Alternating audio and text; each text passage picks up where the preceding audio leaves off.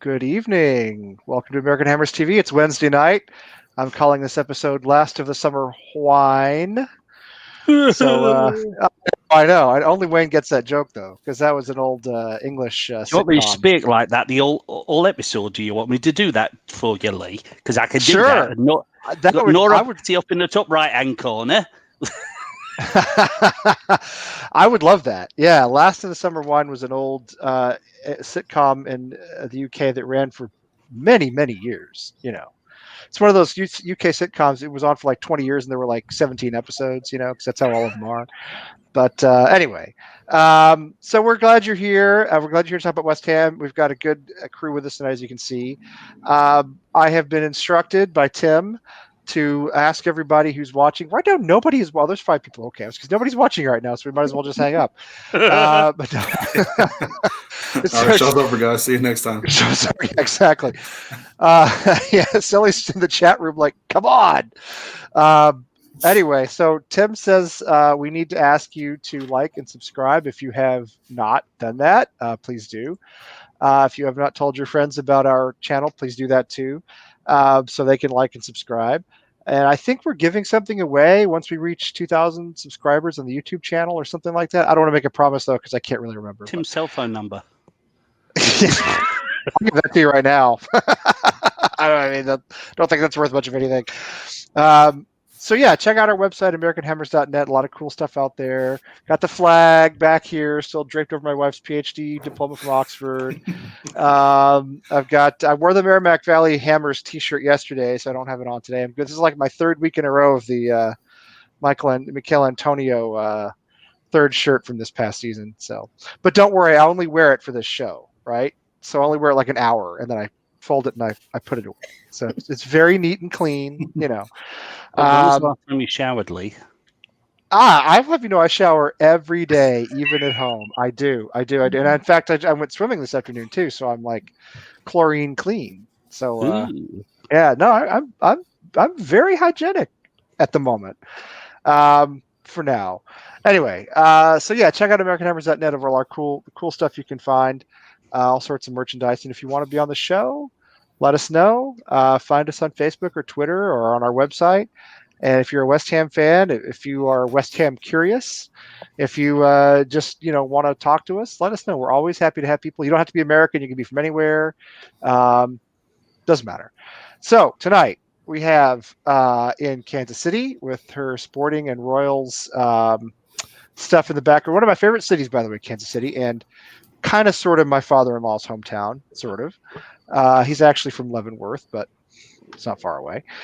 So there's PJ from Kansas City, who does not go by PJ on Facebook, by the way, which I couldn't find you all day trying to send you a message. I was like, where's PJ? There are a lot of, by the way, I don't know if you care about using your last name, but there are a lot of people who have the combination of your name and your last name. Yeah. A lot. Yeah. Like way more than I would have imagined. Anyway, so, but I also won't reveal your real first name if you don't want me to, but don't go look if you want to, it's got to be Pamela if you look for her on Facebook, because because all the other PJs. It was Pixie. What?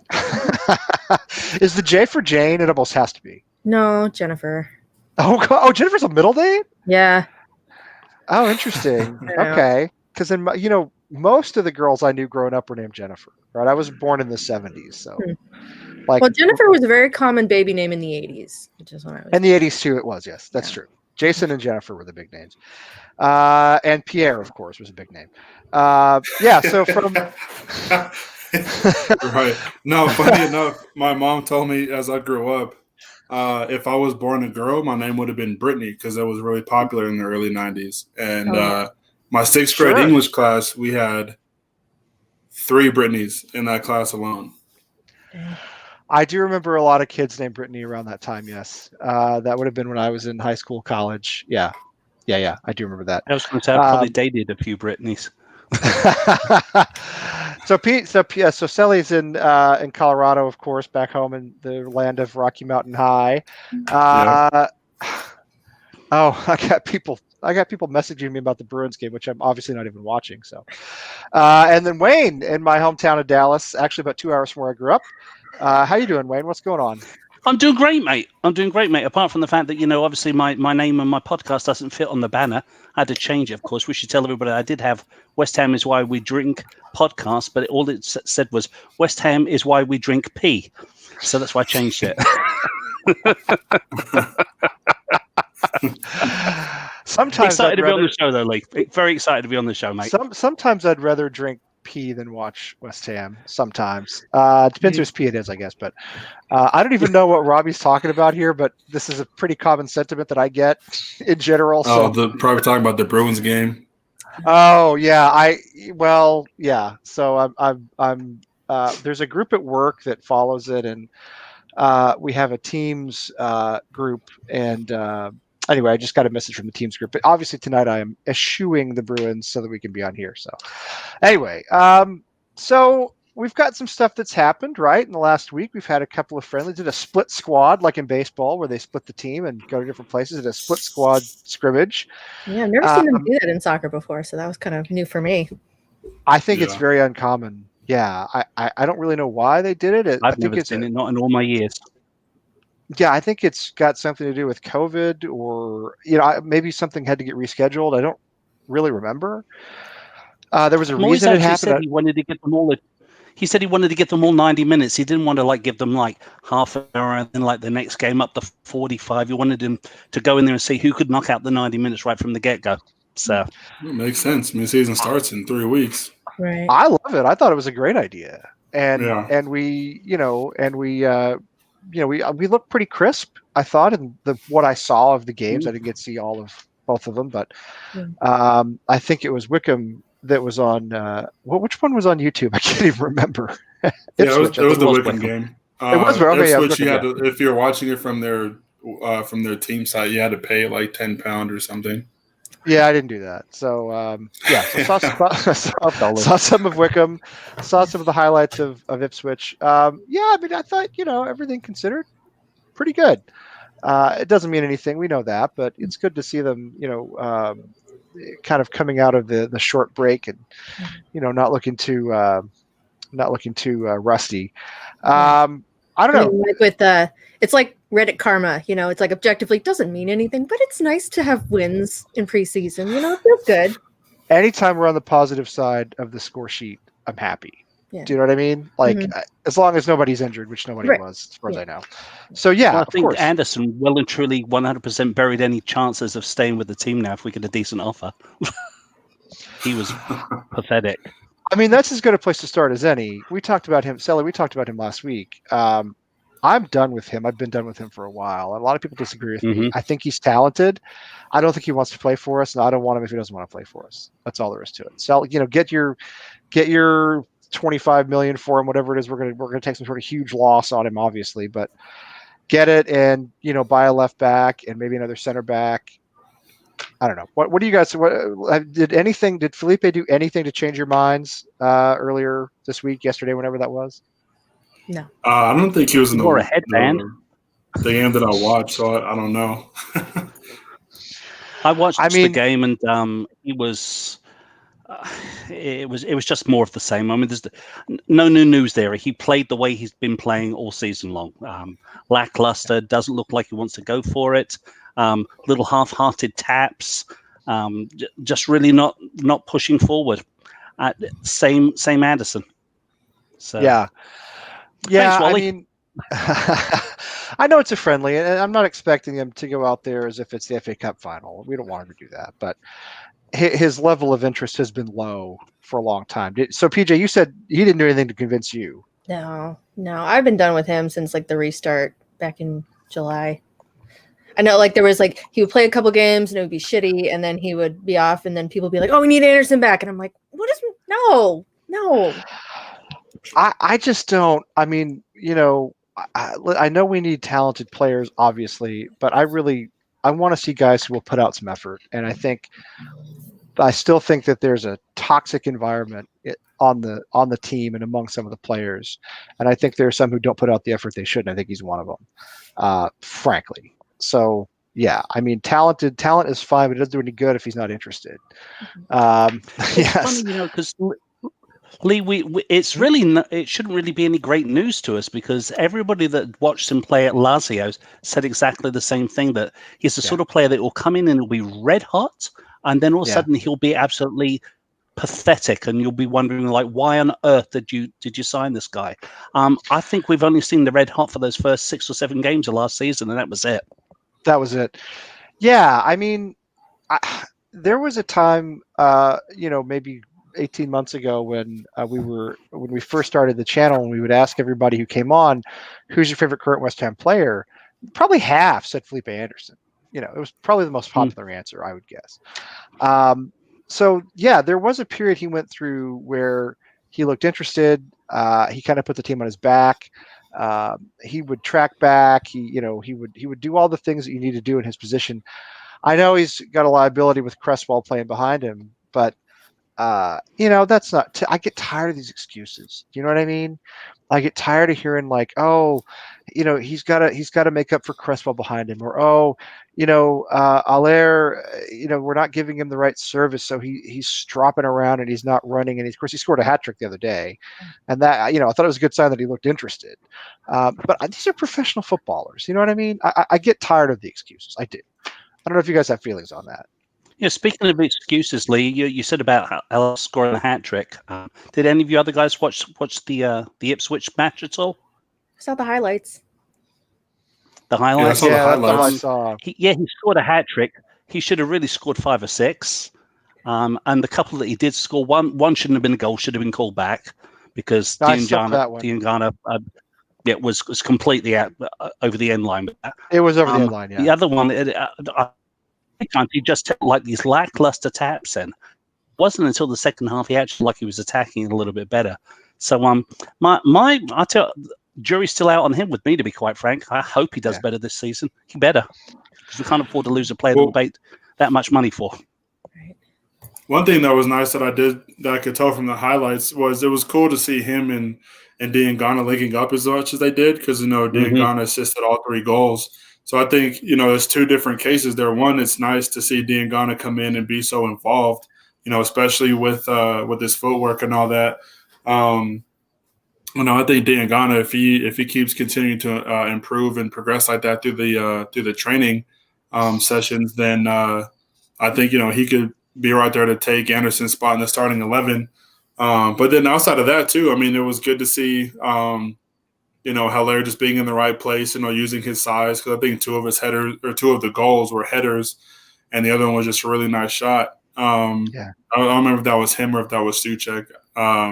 But anyways, it was just nice to see him, just kind of commanding the middle of the box. I know Ipswich is down in League One, but he should impose his will on players that he can do that with, and it seemed like nobody could really stop him yesterday. So that was a positive. He seems he said he liked playing with Diangana, and I think Diangana could be the key to unlock him this season.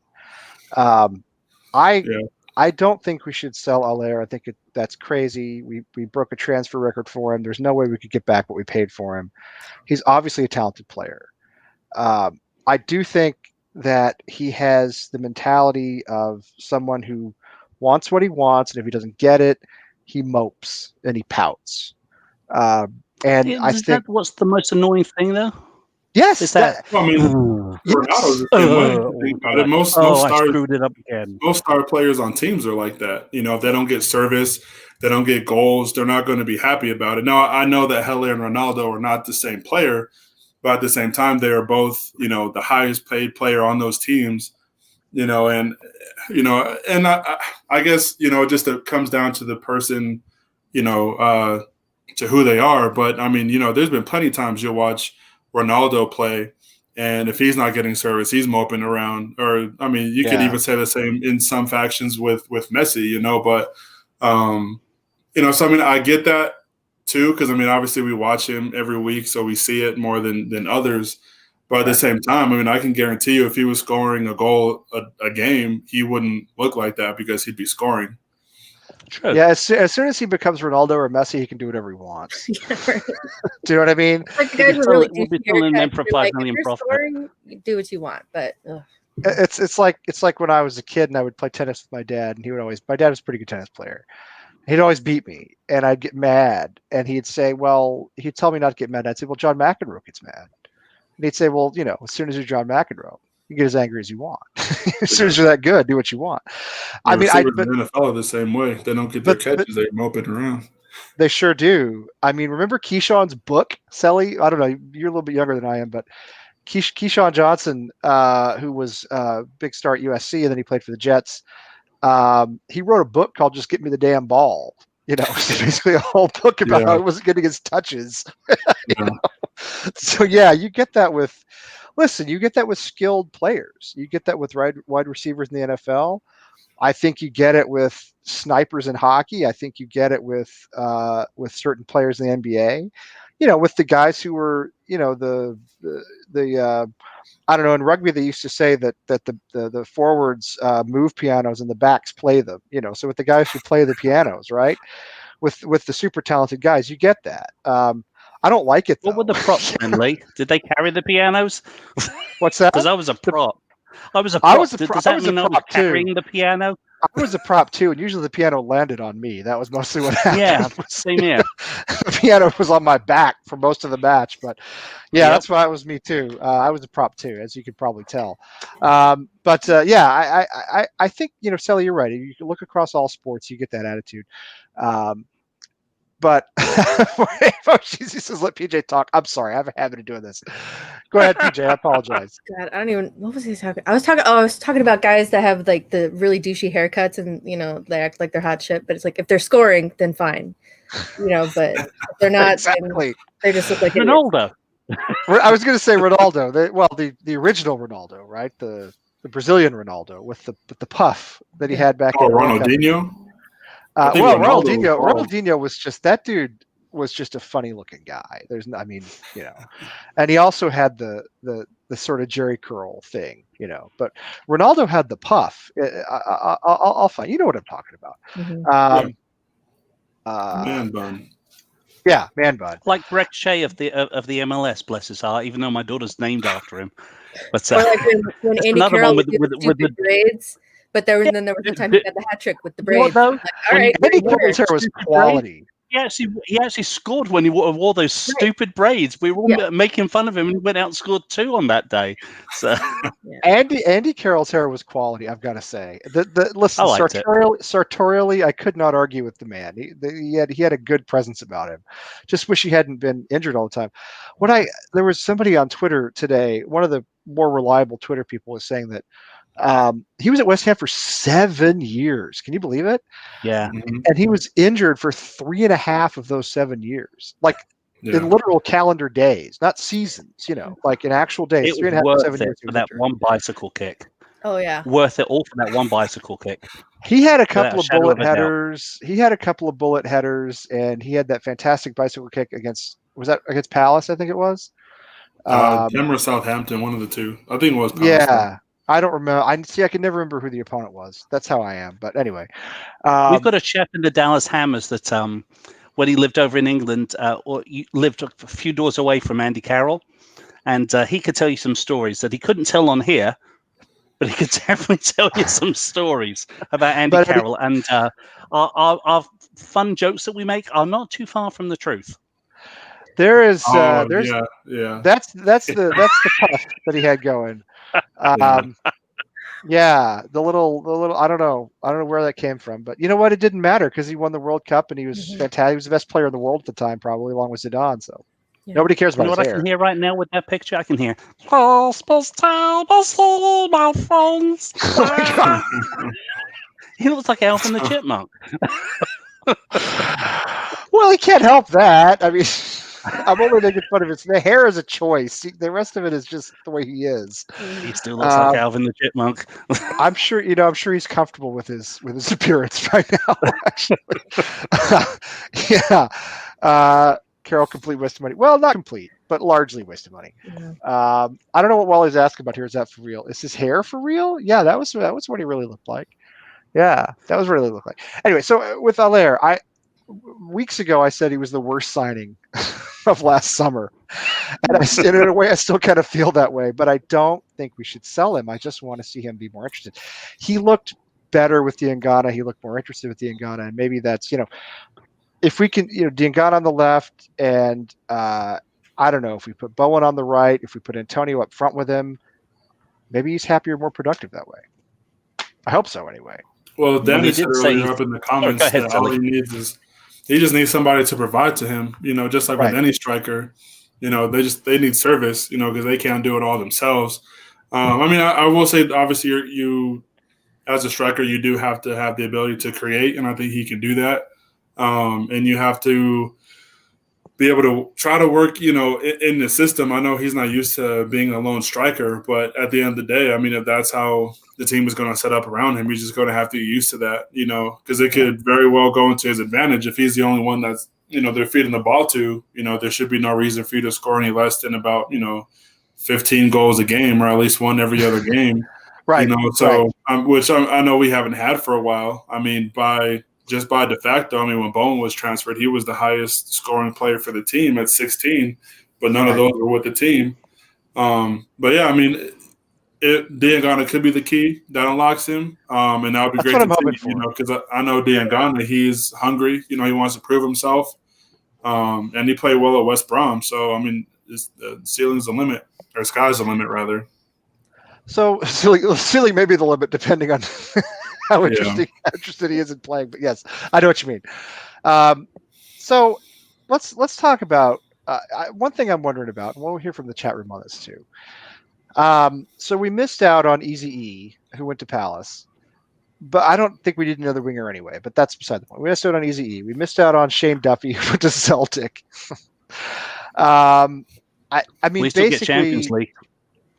Well, no, he won't. They got knocked out today. They just lost today. They lost in the qualifier. Yes, they lost again in the qualifying. Weren't they playing some goofball team from no man's land? Yes. Yeah, well, you mean like Astra Gugu, who knocked us out? Freaking Gugu, yeah. 2 seasons in a row. No, they played Ferencvaros, which is probably going to be from Turkey, right?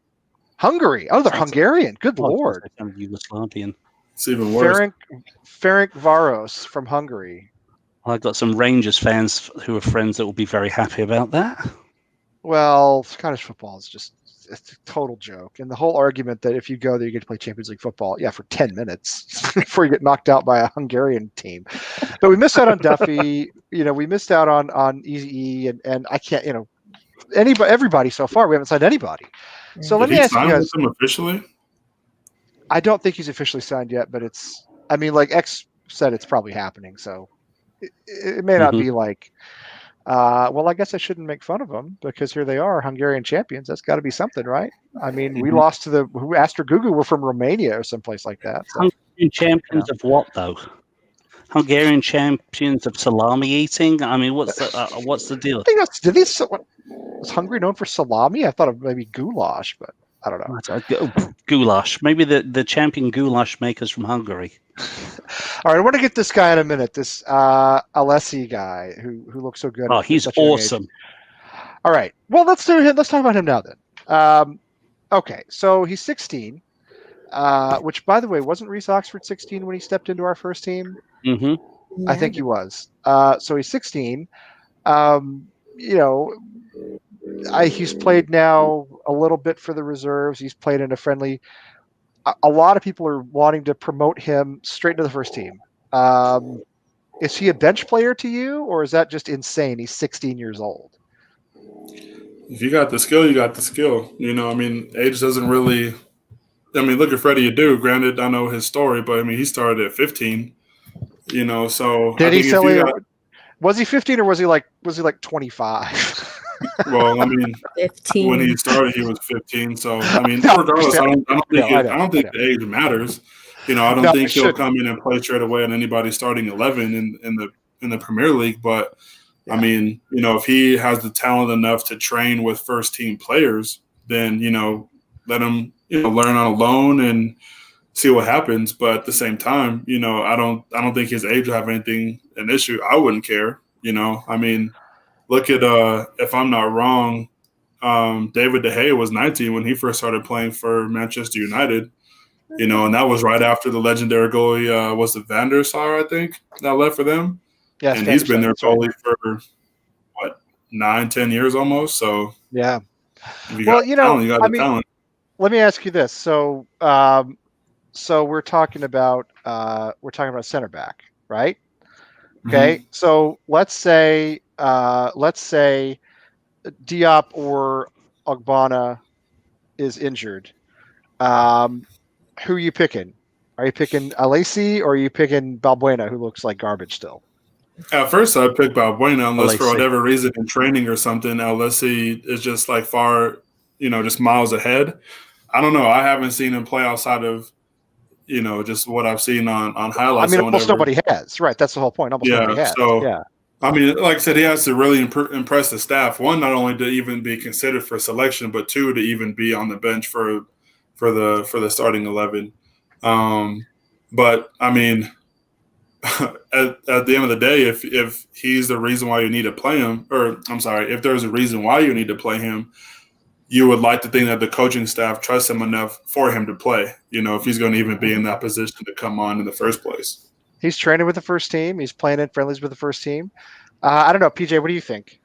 I haven't seen enough of Alesi personally. I don't think anybody has. To be fair. But I mean, it's like Sully was saying. If he's impressing in training and all that stuff, the age doesn't really matter. Put him in there, put him on the bench. Let him have his shot. I don't see why he couldn't be a bench player. You don't replace center backs very often. Do you know what I mean? It's not a common substitution to make unless somebody's injured or just spectacularly bad. But when you said you'd take him over Balbuena, I would, and I'll tell you why. There was one point where he took the ball out of the backfield, and I thought he was going to make his way to goal at one point in that match yesterday. And I haven't seen a back do that probably since Diop at Tottenham. No, I was going to say probably Bobby Moore. I was thinking about for West Ham. But Diop should have scored. Diop did the same thing against Tottenham. He made that tremendous run. But can we all agree that Diop has no real vision? Well, I mean, sure. I mean, but he did have that run against Tottenham.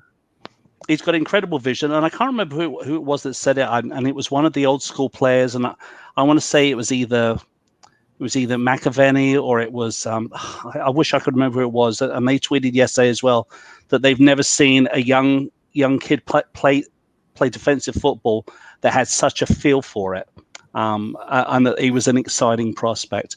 And I want to say it was Macca that said it, but it probably wasn't. No, mate, because I'm terrible with names. But he just really impressed me. He had great finesse. He didn't worry about anything when he had the ball. I mean, I think we've got all around. I think we've got some phenomenal defensive prospects in the team. Yeah. You've got Baptiste, who's incredible, did a phenomenal job. Yeah, I think Rio Ferdinand is the right name. Yeah, I mean, seriously. Yeah. I mean, if you look at right now, it's very similar to that era where you had Rio, Joe Cole, and all of that gang that really came up and did some incredible good work. Now you've got Declan Rice that's shone the way from the academy through. You've got this kid Alesi that looks like he's going to be something incredible. Baptiste, who did a phenomenal job yesterday, and for the life of me, I can't think who's the kid that's been playing. Ben Johnson. Yeah, I couldn't think of his name now for the life of me. Johnson looks like a right back to me. Yeah. I wouldn't. And you even have some Spurs, in Ngakia for the few games that he played. Showed promising moments too. And we've got another young guy. We've got Cardoso there as well. We've got a lot of up and coming backs. And I think this kid, from what all right, he was only playing a Division 1 club. Okay, it might be different when we play Arsenal or whatever. But of course, when Lionel Messi comes bearing down on it for Manchester City, he's going to sign for us. He used to have a season ticket in the old Bobby Moore lower. So he is going to sign for us. So he is friends with Lanzini, Lanzini's going to bring him in. He's going to reel him in. Yeah, seriously. But Leo Messi's release clause is like twice the value of our club. It's like 700. It's 700 million.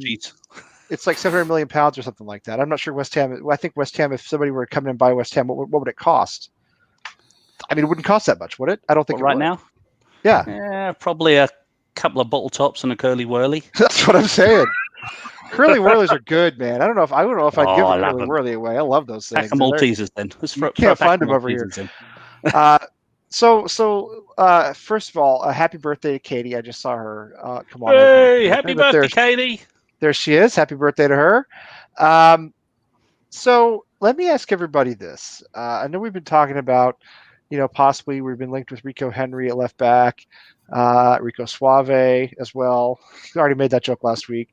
In fact, I put up a picture of Gerardo. Remember him, PJ? Remember Gerardo? You don't think you're as old as I am. He sang a song called Rico Suave. And I remember him. Aye. That one. Rico. Yes. Yeah. Suave. Yeah. Every time I think of Rico Henry, that's who I think of. It's that guy. It's that guy singing Rico Suave. So anyway, we've been linked with him. We're obviously looking for a left back.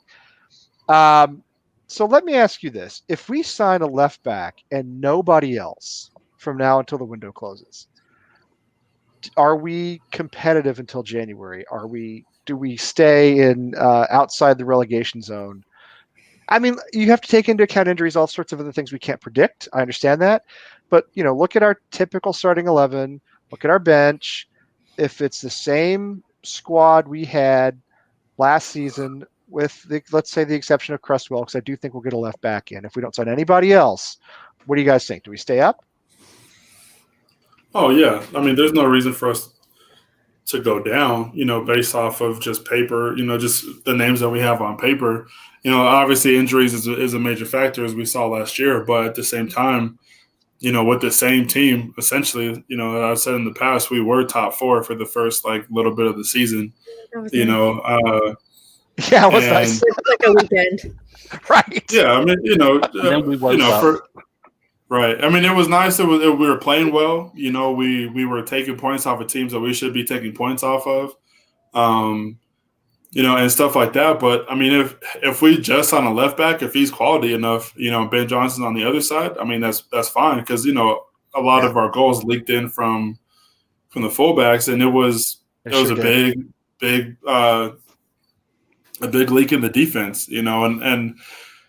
One thing too that I saw yesterday, and I don't know if it was just how it was designed, but Masuaku and I think Lanzini or Fornals, whoever's playing on the left, were switching back and forth the entire time, to where there were points where I thought the winger was the back, so I think that was really interesting to see too. But I'd be okay with that. Defend. He's not bad on the wing. He just can't defend. You can't put him at left back. He's not good enough. He's not consistent.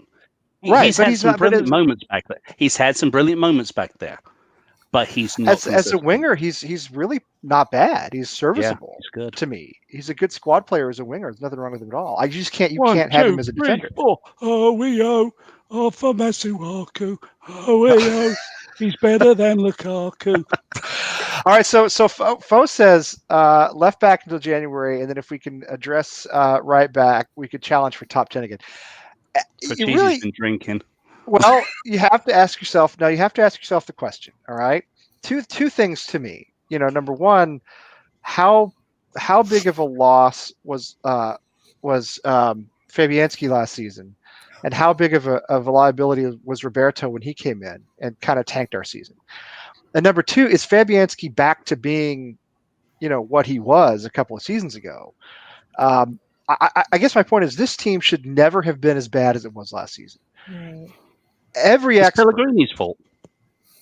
Well, I mean, yes and no. He's the one that made those choices. He's the one who chose Roberto, and that is his fault. Yeah. But nobody could have seen how bad he was going to play, though. I mean, you can't. Yeah. It's just like if we were to sign somebody big like Zaza, nobody predicted Zaza to be crap. Like, I could have scored more goals than he did. So I don't want to necessarily put that on the coach.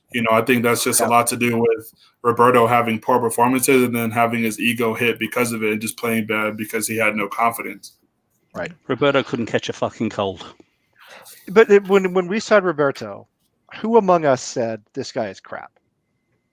Did anybody know who the hell he was? Well, that's what I'm saying. It's so It was only after he played a couple of games you realized he was crap, though. Right. But I mean, was he that bad in Spain? I thought his record was fine. I mean, I don't remember anybody saying red flags on this guy. You know what I mean? I don't think he'd ever been as bad as he was for us, is what I'm saying. I heard nothing like about I said, him nobody beforehand. could have seen that coming. Yeah. You know, on the flip side, though, I wasn't excited when Fabianski got signed, and then he totally proved me wrong. So I'm like, okay. Yeah. I agree with you. Remember what they used to call him at Arsenal? They used to call him Flappy Hansky. Yeah. Because he would bat the balls away and he would constantly lose the ball. Constantly. Right. So when we signed him, I was like, oh, God, here we go. There's another crap person we're signing. And I think another question we got to ask ourselves is, when was the last time we signed somebody that we all collectively as a fan base knew previous to them coming to us? Didn't know who Yarmolenko was, didn't know who Souček was. I guess Pablo Zabaleta would be the only one that you would know previously because he's won championships. So, like I said, as a fan base, we can't, pretend that we know more than what we see on highlights before we sign somebody, unless we actually know who they are. But, Yarmolenko's been great. Souček came out of nowhere and improved. Well, I guess Bowen, you could kind of put Bowen in the context, too, of knowing who he was just because the championship's on every weekend, too. But, even then, that's a stretch. The coach didn't even believe in him, and he's the one that picked him up. And look, he was like our second best player through the last half of the season. Probably even the best player, but like I said, it's just you take a risk on everybody you bring in. We could sign Lionel Messi and he can come in and be absolute trash for us. It's look at that Frenchman we signed back in 2015-16. That gutless snake of a Frenchman we signed. He was shit, wasn't he? He was absolute crap. What was his name? We've signed some relatively high-profile players over the years. Kieran Dyer comes to mind, right? Freddie Ljungberg comes to mind. Everybody knew Freddie Ljungberg. Everybody knew Kieran Dyer was actually good for us when he was healthy. Listen, let's be honest. Andy Carroll, when he was healthy, he was great. 7 years, and he scored something like 50 goals. Or 40-something goals because he was never healthy, I think the only player that's come in over the past 10 years that I can honestly say delivered more than what I delivered what I expected he was going to deliver and was so pivotal was Kevin Nolan. When he came in, he came in to fulfill a role within the team, not just play a position, but came in to fulfill a role within the team. And he did not disappoint one tiny little bit. And you can't say enough about how much he gave to the team. And quite frankly, a lot of the reason why we made it back up from the championship is because of the effort that Ken Nolan put in. And do you remember, Wayne, at the time, a lot of people didn't like him? Remember? A lot of people hated him because he was from Newcastle. He was from Newcastle because Allardyce brought him in. He was from Newcastle, and everybody saw him as a boring player. Not somebody who had the flair to play for West Ham. He got a lot of stick, quite frankly. But now we look back and we say the guy's he's sort of a borderline legend. He's back with the club. Yeah, a lot of that has to do with the fact that I think a lot of people still believe that we are that. We still play the West Ham way, that hypothetical way that we used to play back in the 1980s. Years. And we don't play that way anymore. We can't. The West Ham way is the way it's been in recent years is picking up complete unknowns who play like a bulldog and they turn out something decent for us. That's the West Ham way. Alan Devonshire is the West Ham way, right? Alan Devonshire, Frank McAvenny, right? People that weren't supposed to do anything. As you can tell, I'm a big Macca fan. People who weren't supposed to do anything but came to us and really played their heart out. Dixie. Look at Dixie, for Christ's sakes. Not the best footballer in the world, but I would want him on any team I was playing for. I think you could make the argument about Mikel Antonio right now, frankly. He's a very West Ham player to me. Totally. The man's the heart and soul of the team right now, if you ask me. Carlton Cole. I know there's a love-hate with Carlton Cole, but if you're like me and you love Carlton Cole, it's because you saw his effort and his love for the club. You could never doubt his effort. I agree with you. So PJ, let me ask you, because I never let you talk, and I apologize. I get carried away. How dare you? I get carried away. Mute him, PJ. So what do you think? So if we bring in a left back and nobody else, what do you think? Do we stay up, or January? Are we in the bottom 3, or are we where we were last season, or what do you think? It's all hypothetical. It doesn't really matter. If we can kind of play the way we were playing after like the restart, with like Antonio scoring like every game, and like everybody seemed to be doing a lot better, then we're good. I think it won't be too bad. Are those boxes of wine behind you, PJ? Those are what? Are those boxes of wine behind you? No, those are my husband's comic books. Oh, okay. It looked like boxes of wine. I thought you'd be nipping at the boxes of wine. Oh, this is just water. That's okay. I mean, I'm not here to judge. Wayne might be, but I'm not. I'm all about judging. God. I thought we were a different team after the restart. After the first 2 games of the restart. I thought the first 2 games, Wolves and Spurs, we looked as bad as we looked all season long. And then whatever kicked in after that against Chelsea. I know there was a loss to Burnley that got snuck in there, but that's what they do. They grind you down and frustrate you. I thought the Burnley loss was, acceptable insofar as we had like 25 shots. We did all the things we were supposed to do. Everything else was basically a result. And I thought we were a whole different team with almost the same players. I mean, there was no, in or out, we used Bowen and Souček maybe more than we had before, and maybe we used Anderson and Lanzini less, which is probably good. But I think this team, the players are good enough. I think it's a question of health, first of all, but I think it's also a question of effort and motivation and management. Well, even speaking on effort and motivation, I mean, the Wolves in the Burnley game, Fornals had golden opportunities to score in both of those, and yes, he just did. Completely missed. I don't know if we would have won either one, but I think we would have at least got a point out of both of those if he scores. Tottenham game, I don't think we really had a chance. I think we decidedly lost that one, but at the same time, that might have been the only game that we did lose. Because look, we were playing poorly, and then Chelsea comes in, and then all of a sudden we want to pretend like we want to stay up. So, right. So I don't know what it was about Chelsea or what it was, but I mean, that was, it was a great effort. The balls we showed in that game, I had not seen from us all season long, with the possible exception of the other Chelsea game when we beat them 1-0 on the Cresswell goal, and David Martin had his moment with his dad. Just the sheer guts. What were you going to say, PJ? You want to jump? No, I was just saying, with David Martin and his nice clean sheet and all that. That was nice for him. Moment of the season to me, and it's not even close. And one of the best West Ham moments of the last probably 15 or 20 years, without exaggerating. There haven't been all that many good ones. Anyway, but a wonderful moment, ex-player's son and a training ground keeper wasn't even supposed to be on the pitch. It's a real, it's a Hollywood story, But I thought I thought, that Chelsea game, the way we went down, we had the goal disallowed, we had the penalty go against us, and to come back, and then, get that goal in the 88th, 80th minute, whatever it was. That was not the West Ham I watched play all season. That was a different team. And I thought from that moment on, we were a different team. I thought all the way through. I thought we probably should have beaten Newcastle. I think we certainly could have beaten Manchester United.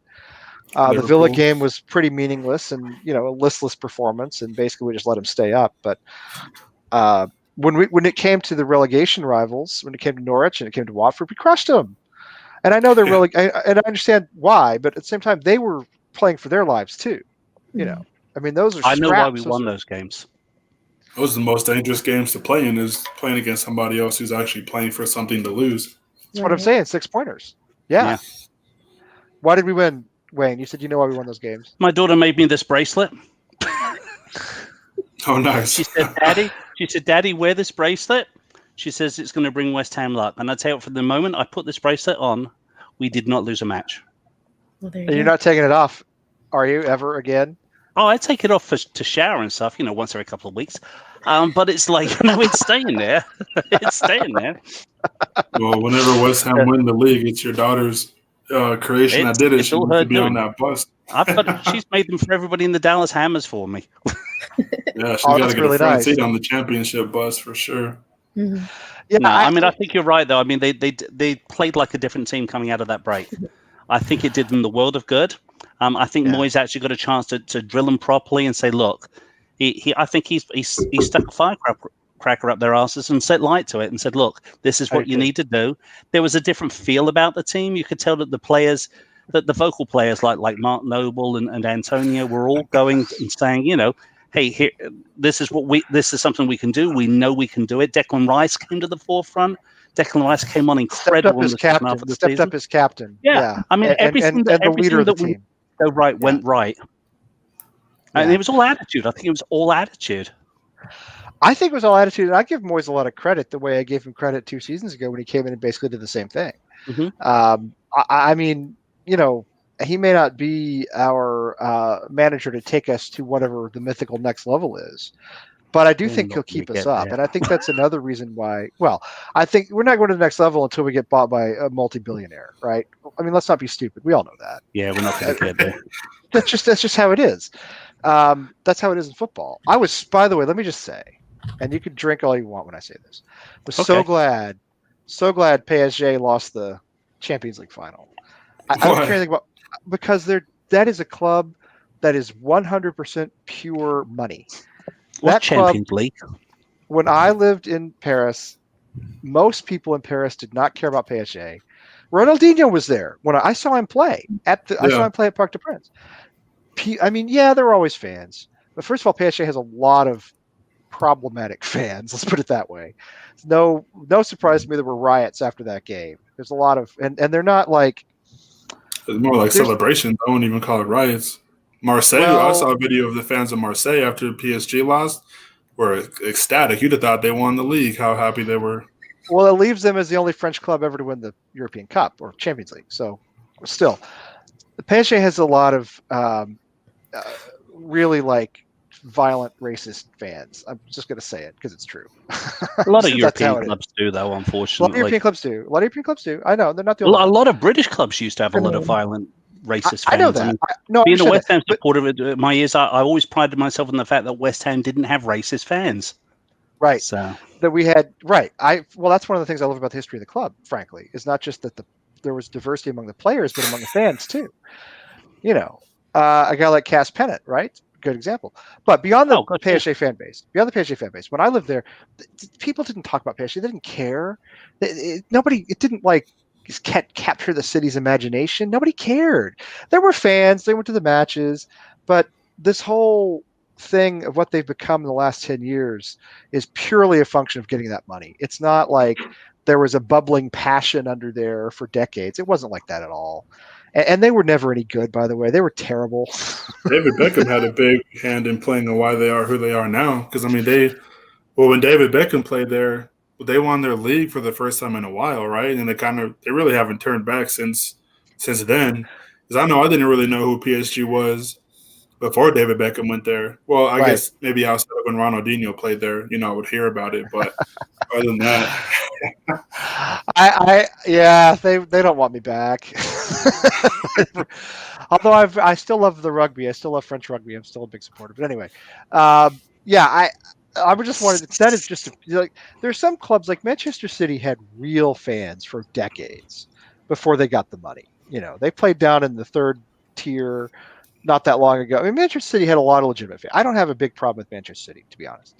But PSG fall into more of a Chelsea category to me. It's just all about the money. There was nothing there before that, or not very much anyway. And now it's all about the money. And Chelsea had real fans. Chelsea had real fans. Right.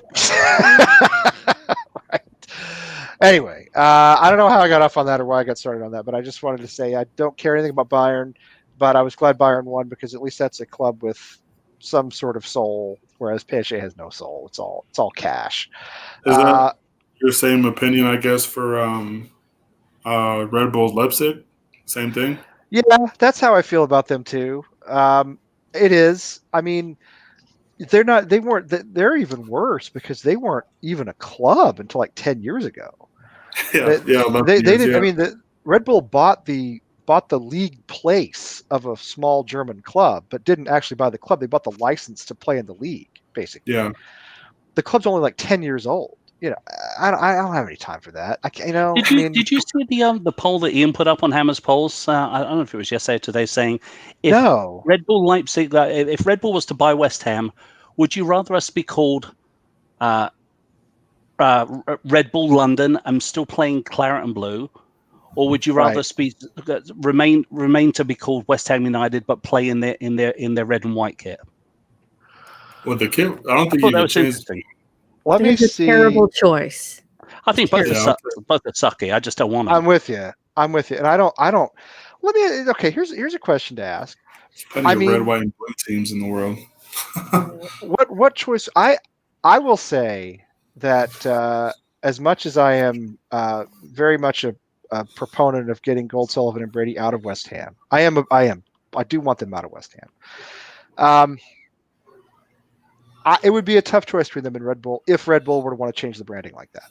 Mm-hmm. If Red Bull said, "We'll buy you and put our badge on our logo on your shirt," great, fine, cool, do it. Yeah, you know what I mean. Yeah. I don't know. I mean, if they want to come over and take it, like they take over everything. So I don't know. Yeah, they changed the whole branding of everything. Right, the whole because it's not. Right? It's not a drink company; it's a lifestyle company, right? Yeah. The drink is incidental to everything else they do. Right. They have Formula One teams. They have football clubs. They have. They're into everything. I mean, Formula One is a massively expensive. I don't know if they still own. They used to own 2 Formula One teams. I'm not sure they still do. They used to. So they're not. The drink is just it's just the way they get to people. They sell a lifestyle product, So if they buy a club, it will absolutely become Red Bull something. Yeah. I know that people say Premier League won't allow that. I would not want that. That's they would worse. lose a lot of fans if that were to happen. Like if they were to buy the team out and it was Red Bull London, the whole fan base would just disappear. Well, I don't know that the whole fan base would disappear because I think there are a lot of fans that would like to stick around and see us win something. And what it boils down to, it would still be West Ham. What you're going to do? Go support Tottenham next year?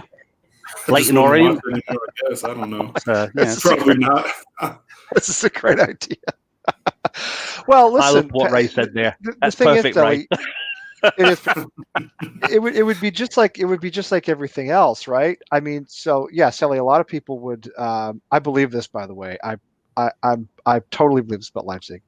A lot of people would walk out, but then you double or triple that once West Ham were in the Champions League semifinal. Red Bull West Ham. You know what I mean? Then you get a bandwagon of people. Yeah. It's funny when I was talking to John Black the other night on the podcast. We were talking about the new stadium, and we didn't want to get into it because I think he and I agreed on the fact that what's done is done. We're there now. Get over it. It's not going to change. Nothing's going to change. You're not going to turn back time. We're not fucking Cher. We can't play the record and turn back time. It's not going to happen. But back in the 80s when you had people when you went to full seating in the stadiums instead of terraces, there were punters back then. There was fans back then that turned around and said, "I'm not going to a frigging football match anymore. I go to a football match to stand and lean up against the railings." And there were people that stopped going just because of that. And it's not like we had a lot of people going to West Ham back in the 80s. Imagine if you had Twitter back then. Twitter is the bane of our existence. I love it, but it's the bane of our existence. Twitter is a terrible addiction that social media in general. Yeah, I need to I need to stop being on social media so much. I used to hate Twitter. In fact, I hated Twitter so much that I'm not making this up. This is really true. I was quoted on BBC Radio and in USA Today about how much I hated Twitter. Wow.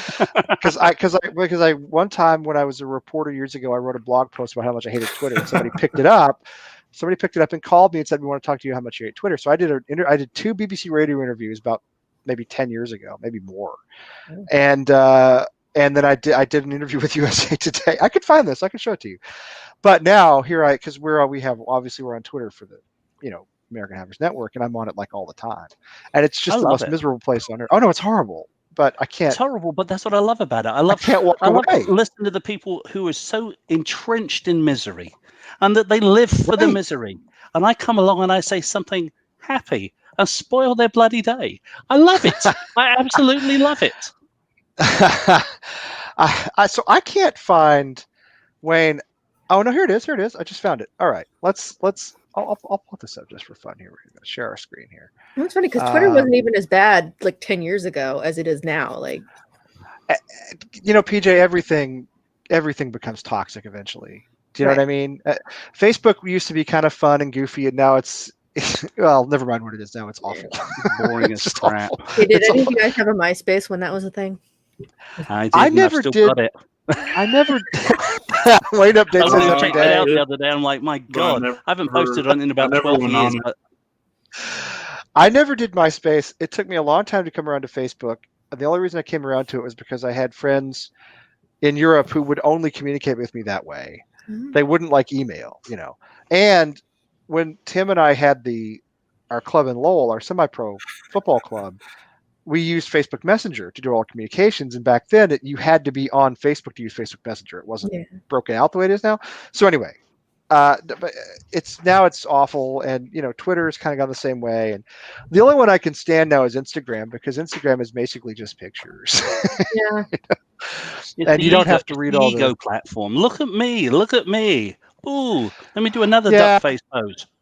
I don't let many people follow me on Instagram. I because I put a lot of pictures of my kids up there, so it's mostly for like friends and family. I don't put any pictures of family on Facebook anymore. I don't want that. So so there's two questions here that I find kind of interesting. So here's the first one you were talking about. Red Bull take over and give us a choice.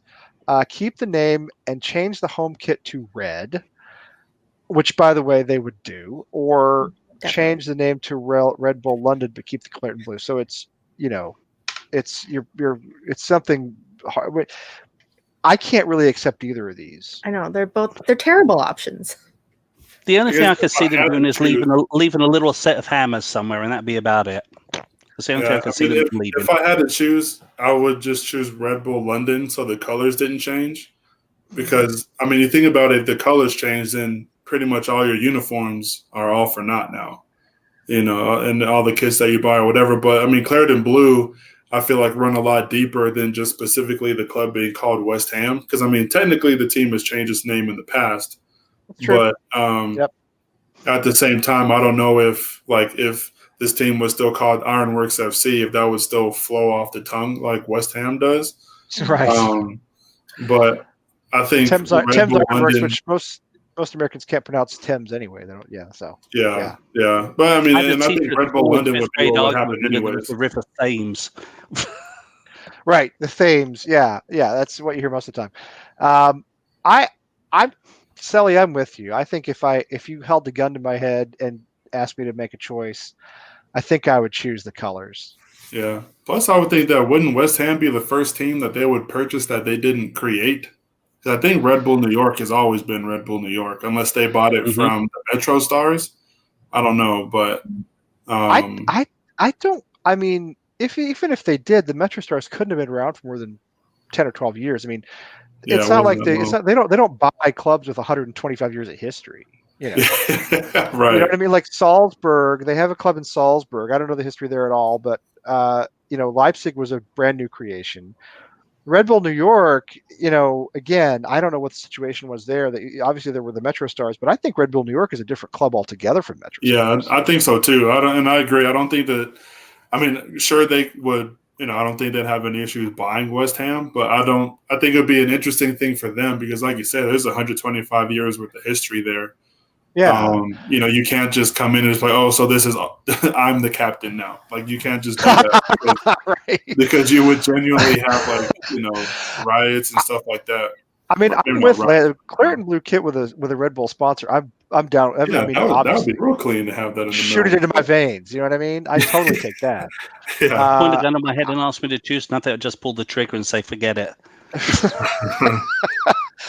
Now, and it's true that done. This is what I've heard, that they're not allowed to change the name. Like Hull City couldn't change the name to Hull City Tigers, which is a stupid name to change it to anyway. Right. But then this question is kind of intriguing to me too. Which would you prefer? Red Bull, indelicately he said Arabs. I think he means, you know, oil billionaires. Isn't it more like Arabs? Well, yeah.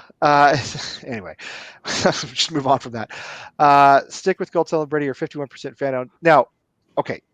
When I look at this question and I see Red Bull, I'm thinking that means the full Red Bull treatment, right? Change the colors, change the name. You know what I mean? Not an easy out, you know. Yeah. So what do you guys think about this? I mean, each of them has, issues. A buyout by a big sort of oil family. I mean, you're going to be very successful, but you're also going to be involved with people who do some fairly, non-tasteful things in the we'll say questionable at best. At best, right? At best. Yeah. Obviously, we know what we're getting with GSP and the 51% fan owned. I mean, that could just be like, I can't even imagine that. How does it even work with West Ham? I don't know. What would you guys, if you had to choose one of these four, PJ, what do you think you would do? God, I don't know enough about what it would look like if it was 51% fan owned. I don't either. It's like the Green Bay Packers do that. Of course, they're a franchise. Yeah, they do. They're a franchise and not a club. It's a little different here, obviously, in the U.S. But you can buy shares from Green Bay, I think, once every 3 years. I used to work with a guy who had a share of the Packers, and he did. He waited years to buy it, and then he bought it, and it's not that expensive. I feel like I would probably want to buy a share in West Ham if I could. Oh, yeah. So I think the way that fan owned works, right, is you'd have a certain collective of fans who, let's say, for example, West Ham Fan TV, right? Those guys would own a majority share in the team, and they would be part of the board, I would believe. I think so, yeah. Team. So they would, since they'd have the majority control, nothing could happen without their say-so. So, I mean, you could obviously, have the other 49%, I have a share, PJ has a share, Wayne has a couple, whatever, so it's all, kind of fan-owned, I guess. I don't know necessarily how that would work, but I think that the 49% could be anybody, couldn't it? Yeah, the other 49% could be anybody because it would just be opinions at that point. They couldn't. Yeah, it could be Gulsel and Brady, could be Trip Smith, could be Terry Brown. I have with that. I have a problem with the 51% fan owned because right now we can't kick up enough money to rub two farthings together and buy anybody. If the team came knocking at my door and said, "Okay, we're thinking about buying this 20 million quid midfielder, could you kick in at 2,000 or 3,000 for it?" I'd be like, "Sorry, mate, I'm broke." And most West Ham fans are bloody broke. I agree with you, but I'm not. I'll sure go with totally Arabs every day of the week. I don't think it would necessarily be money coming out of your pocket. It would still be money that the team generates. You would just definitely won't be making any. Well, that's what I mean. I don't think the Packers fans pay players' salaries, right? I mean, I think that comes from TV deals, that comes from merchandising. I mean, it comes from ticket sales, sponsors. I think it'd be the same way. I think if it were 51%, it's a glorified membership. You have no say in the club. Well, I mean, even with 51% fan owned, how are you going to split that up? That when you have a split decision, you still have to get 51% of those fans to agree on something. I mean, I just think this made the headache. Democracies only work in small groups. I mean, look at our democracy here in the States. It sucks. So it only works in small groups. 51% fan owned doesn't mean that there's 2,000% or 2,000 fans that own 51%. It's you just have a certain a small number of fans, maybe 5 or 6, that just own 51% of the team. I think it can be any number of ways. I mean, you could have 2,000, but then again, you have 2,000 people trying to make a decision. So I think it's West Ham. But that's every. What on earth makes you think that we would make a sound decision as to how we would do it? But think about corporations. I mean, shareholders. It's like being a shareholder in a corporation, right? Every public company has shareholders. They get to vote on things. I mean, I don't know if you own stock in something, you get a vote. You may not count for much. Your vote's not going to count for as much as somebody who owns, a million shares. You'd be voting to give your rights to somebody else that's more of a majority shareholder to actually vote on behalf of you. It's the only way you could actually do it in the long run. No, that's how you would do it. I mean, whereas if you got Abdullah the camel salesman down the road that picks up the team, he's just going to come in with a bag load of gold and just splosh the dosh around, and you'll end up with a Manchester City situation with a morgue in a couple of years' time, but you'll have a couple of championships. It's like, what you want? I'll tell you what I want. I want it to be somebody like Mark Cuban. I would love to have Mark Cuban buy West Ham. Oh yeah, a sports 100%. executive, a guy who brought an NBA title to freaking Dallas. I just don't think people understand what that franchise was like. Of all people as a centerpiece.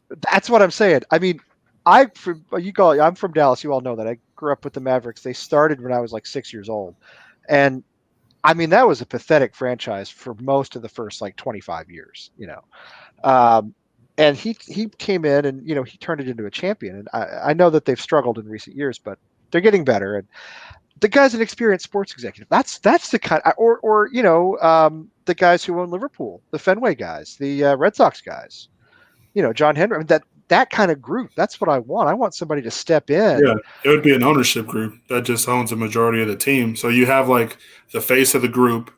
So you have Mark Cuban, right? He's the face of whatever ownership group. I mean, granted, he probably owns them by himself. Right. But, like if we were the ownership group, Lee would Lee would be the face of it. So any like big decisions, he would announce or stuff like that. But behind closed doors, the four of us would have the conversations about, what to do, who to go after, who to sign, who to cut, who to send on loan, all that kind of stuff. But so we would all make decisions, but Lee would be the one who would publicly talk about it. Right. And kind of take the heat for it and, we talk about like, what sort of person would we want to have buy the team? And really, it's kind of moot. It doesn't really make a blind bit of difference. What the team really needs, the team needs a cultural structure. It needs that's what it needs more than anything else. I don't think it would make any difference who we have owning us if we still have this sort of bullshit structure where we rely on friends who are agents and my next door neighbor Sally who's got a brother that plays for this team or whatever it is. It's so easy. And we're never going to get to the next level. We're not. I mean, with all due respect to the wonderful people who are watching and the people I genuinely love who support West Ham, the club is run in a very Del Boy and Rodney sort of East London, kind of way. It's all granddad, like, well, that's what I'm saying. It's all like, oh, my neighbor knows somebody, or my brother-in-law did this. And it's incestuous, sort of, And I think it's the East End, though. It's part of the thing that gives the club some character. Right. I don't think West Ham fans would be happy unless they were bitching and moaning about something. That's another really good point, actually. That's the English way of life. Americans, it's you guys are the ones that look for the American dream and everything. So apple pie and Chevrolet and baseball and all that stuff. Over in England, it's like everyone's piss poor, pathetically like broke. Everybody lives for a pint down the pub. You can't afford to pay the electricity bill. You have to rob the meter. You have to take the coins out to refill your electricity meter. We're all struggling back home. See, anyone that's in England watching this knows exactly what I'm talking about. So we love building people up and dragging them down. And all we're doing right now is we let ourselves be taught into this build-up that GSB basically said when we moved to this big new toilet bowl that we went to, and now we're just dragging it all down because reality is set in. So it's it's a big old cycle of fury and festive wonderment. Do you think or festering wonderment rather? I've asked this question before too, and I've talked to some of and Wayne, you're an old school guy, and we talked to Gary about this. We've talked to some of the guys who who went for years, like John Black. I mean, suppose we get the buyout from the Middle East or wherever. And we get the mega money, and all of a sudden we're winning titles. We're in Champions League. Are we still West Ham? Of course we are. Not just because of the success, but then you're going to get then you're going to see every 14-year-old American kid walking around wearing a West Ham shirt. You're going to see Wouldn't that be bloody marvelous? Would it? I mean, I don't know. I think it would. You know, because fans who are alike would stick together regardless anyway. Or maybe it does change, mate. Times change, things change, the world moves on. It's you have to go with the flow. Which is the reason why I don't piss and moan about playing at the stadium any longer, because it is what it is, and there's some little 5-year-old kid that's going along with his dad to the first match ever, looking around that stadium going, "This is incredible." The same way I looked when I went to my first match when I was a little kid, going, "Oh my God, this is incredible! The smell of people farting in my face is wonderful. I love the fact that my granddad's tapping his cigarette ash on my head. It's so wonderful." It wasn't wonderful. It wasn't wonderful. It was fantastic memories, but time moves on. It does move on. It does, and we're living in a different world, and it's you have to move on with it or you die. I mean, yeah, no, I think book's you're over. right. I do. I listen. I think ultimately that's true. I think the problem, as we've said many times, is they overpromised. Right? They overpromised. They promised Champions League football. They promised success. How long are we going to say that for, though? Well, they did, I and mean, they're never going to change. As long as they own the club, probably, which may be a very long time. I don't know. I still have a weird amount of faith in if this club never leaves this ownership, if we can't pry it away, I think Jack Sullivan may be the hope for the club, as weird as that sounds. I think Jack Sullivan shows signs of competence with what he does with the women's team. I really do. Well, here's the thing about Jack: is if you PJ's like, had anything that's had I'll hear you out, but I'm skeptical. Well, tell me. I mean, good reasons to be skeptical, but tell me what you think about that. I don't know. Well, first of all, he is like 22 or something like that. God, is he already? Jesus. Well, I don't know. He's done everything from the ground up. He's done everything at that ground, from clean toilets to manage the women's team. So he knows the club inside and out in that respect, which is one thing that Golden Sullivan have never done. You know, they're soft porn businessmen. I think they are. You know they are. The well, outlook of the team. I think one thing you have to do right is look at Leicester, for example. I mean, there's obviously any team's dream to want to win the league, right? Obviously, us, newly promoted teams that have been in the Premier League forever, whatever. Everybody wants to win, right? But at the same time, I think the hesitation to be like Man City is because this club and Man City, at its core, are completely different. This West Ham comes from the ironworks. It's a working man's club. Yeah. Everybody knows that. Which is why I think you have a certain set of fans that are put off by the fact that you go to the games now when you have a completely you can tell who the tourists are. Put it that way. I think that's what rubs people the wrong way. And I mean, it's fine to have those people there. You're going, even if you were at the Boleyn, you'd have your tourists, but it just wouldn't be the same amount because the same people you go, who you're sitting next to, kind of thing. But now it's not the same.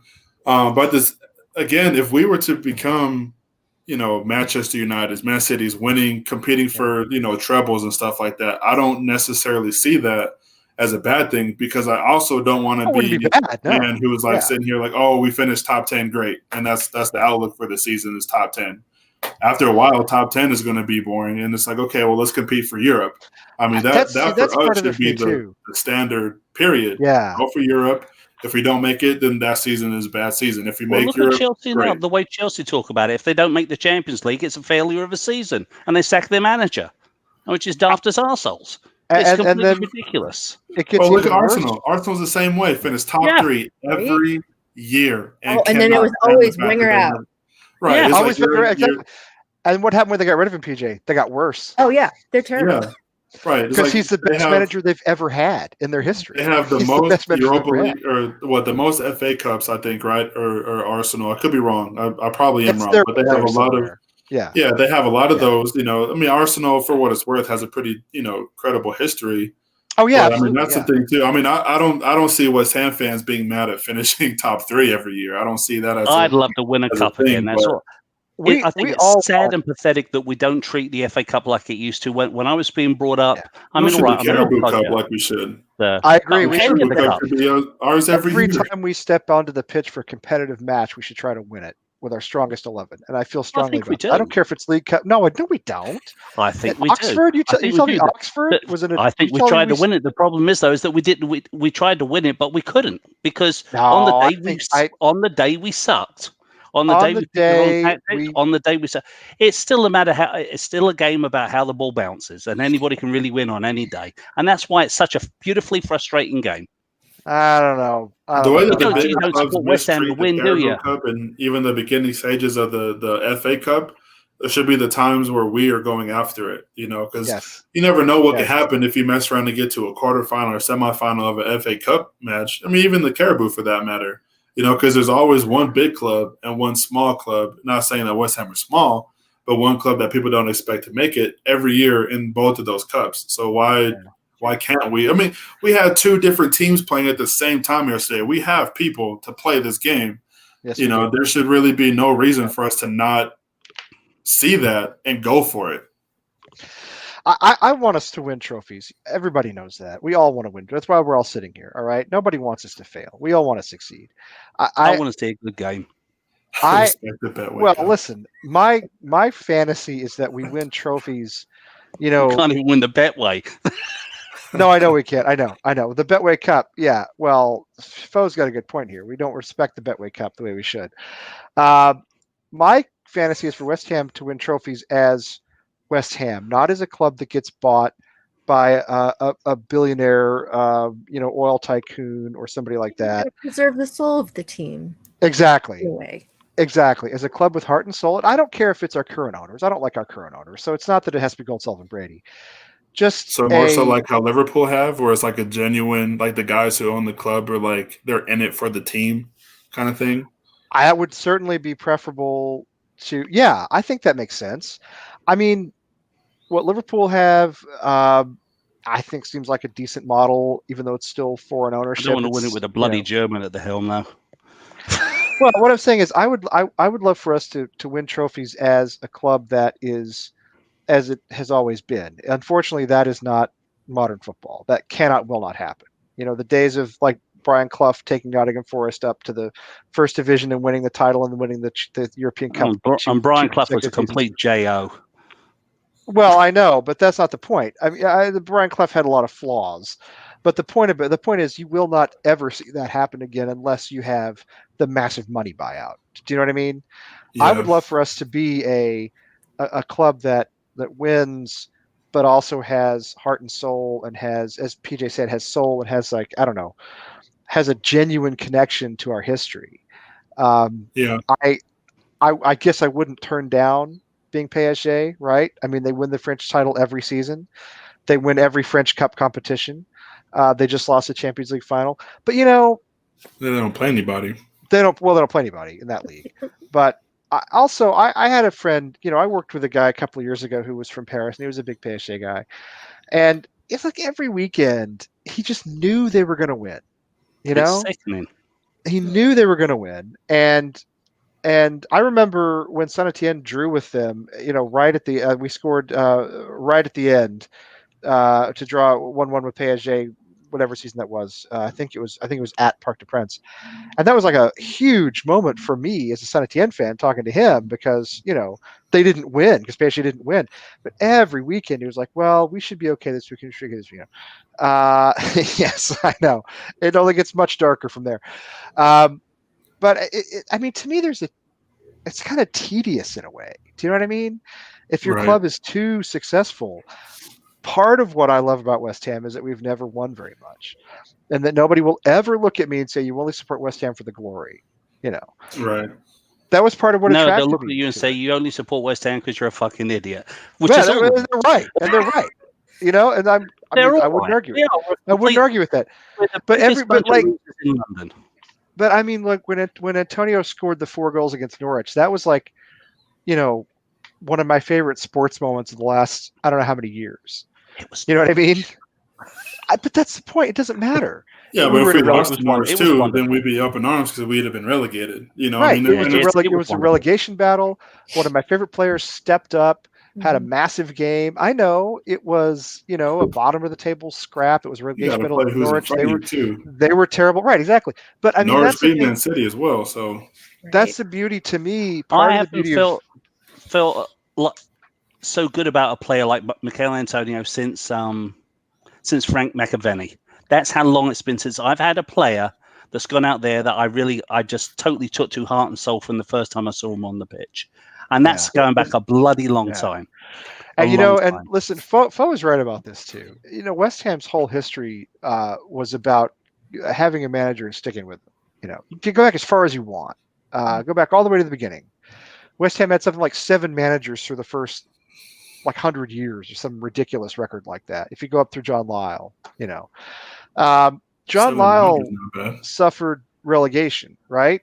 I mean, John Lyle would have been fired if it was these days. That's what I'm saying. For sure. Charlie Painter was manager for 20 some odd years and never got out of the second division.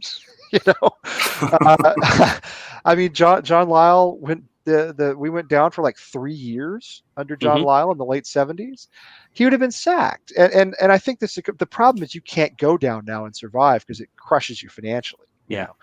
But I to me, part of what I love about West Ham is that we can go out and beat Norwich 4-0, and it feels like winning a trophy because we never do stuff like that. Right.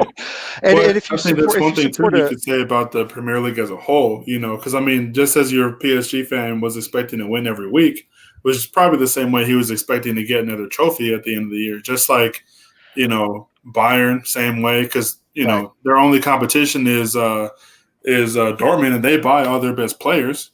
And then Spain is a little different because it's like a 3-headed race, which really only 2 of those heads ever win. Really only 2, yeah. But I mean, in the Premier League, like you genuinely don't know. Like Manchester City could win the league this year. Liverpool could win the league this year. Manchester United had the most goals from an attacking front 3 of anybody last year. They could win the season this year. So I mean, granted, it might be the same rotation of teams, but you still never know because you could always. At least there's 4 or 5, right? I mean, I think there's more than that. There's probably. I mean, I know there's the top 6, but I mean. Tottenham, I don't know how they get their top 6. They never win. Well, you saw Leicester break in, right? Keeps on Wolves are getting better. Tottenham have come frighteningly close, and we hope they never win it, obviously, but they've come close. But to be fair, look at Sheffield too. Sheffield came out of nowhere and damn near qualified for Europe. And to me, self-destructed since the restart. So somebody here said if we could get to where Wolves are now, they'd be happy. And honestly, that's kind of how I feel. Do you know what I mean? That's where we should be. Somebody earlier on said in the chat that if we get to number 12, finishing 12th is next level for us. I think he was joking. It's true. But I agree with them. I would be happy with finishing 12th to 10th and having a really good cup run. Go to westhamstats.info, I think it is. All right. It's a good, I'll just look it up. It's a really good site. By the way, I just want to say something. I was curious to see how old Jack Sullivan is. Okay. I don't know because he's in his 20s. Check out this Wikipedia entry. All right. Jack Sullivan. I'm gonna try to. Here we go. Born circa 1999 to 2000. Oh my god. So they're not sure. Does he have no birth certificate? I mean, you see this in one of those Dan summer days. You see this for people who were born in like you see this for people who were born in like the 14th century. You know what I mean? Like, born circa, 1375. Okay, because we don't know, right? This guy was born 20 years ago, so I'm thinking somebody was there. Anyway, circa. I don't know why that made me laugh. I think that's just so much like them. But yeah, if you go to West Ham Stats, I think it's westhamstats.info. I'll look it up. You can see every league finish we've had over the season, everything you can imagine, and you can see that's never been any good. We've always been a crap team. Let's be honest here. My granddad said it to me when I was 7 or 8 years of age. He said, "Son," he goes, "I remember it was the first time that we lost a game, and I can't remember who it was against, and I was devastated. I was absolutely devastated." He said to me, "Here's the deal." He says with West Ham, he says, "You go along in the good times, you just have fun with your friends, and in the bad times, you just have fun with your friends." Because the only thing you can ever guarantee is to have fun with your friends. He says, and I'll tell you enjoy this. yourself because we're not going to win anything. He said, as long as you go in with that mentality, he says you'll be able to survive as a West Ham supporter, and that's what I've done for 50 years. Yeah, just gone along and just had a right old laugh. Yeah. Because you know what, if you take it too serious, you're going to make yourself sick. Because West Ham will do everything that it can to shoot itself in the foot and make your life a bloody misery. And it's always been that way, Wayne. You read Chuck Corr's book, that he wrote back in the 80s. It's always been that way. The boys of 86, for crying out loud. We were supposed to win the league that year. We were brilliant. We were unstoppable. We were incredible. Bottled it in the last week. We were supposed to go to the European Cup. What happens? The freaking Heidelberg disaster happens, and Liverpool the Heysel disaster. All of the English club, get everyone banned from Europe. We're the not only are we 10 times a bridesmaid, but never the bride. But we're 10 times the bridesmaid who's been knocked up the duff at least half a dozen times by 3 different guys. That's what it is. That's what we are. But you know what makes it, what makes it worth it is you guys, right? It's us. It's the fans that make it worth it to me. It's me. Because I can't. Well, I mean, it's Sully and PJ, definitely. I don't know. Yeah. And everybody in the chat room. But it's I cannot stand supporters of other clubs. That's part of the problem. Is I can't stand to be around them. They don't have any. I hate Tottenham supporters. First of all, American supporters of other clubs know nothing about football. I'm sorry, some of them do, but not many. Very small percentage. You've had the same experience, right? Yeah, like anybody who says that they're a Manchester United fan, I'm just like, whatever. You don't care about football. You know what you say to them? There's been very few as Manchester It's like, United so you play FIFA? Won the cup. Yeah. That's what say to it. Say, okay, you're a big Manchester United fan. How many times have you won the league? Oh, they don't. They couldn't even name 5 of the players. Chelsea are the worst. Chelsea are the worst by far. I took my nephew to.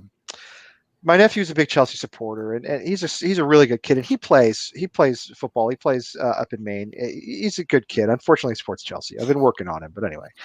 So when Chelsea played the Revolution here about a year and a half ago, there was a friendly match, like a charity match that Bob Kraft and Abramovich put together. And I took him because, he loves Chelsea. And I sat with all these Chelsea supporters, and most of them American. Oh, man. Pedal pricks. Insufferable. And they know. And I'm not saying I'm an expert, all right? You guys have heard me say a lot of stupid stuff on here.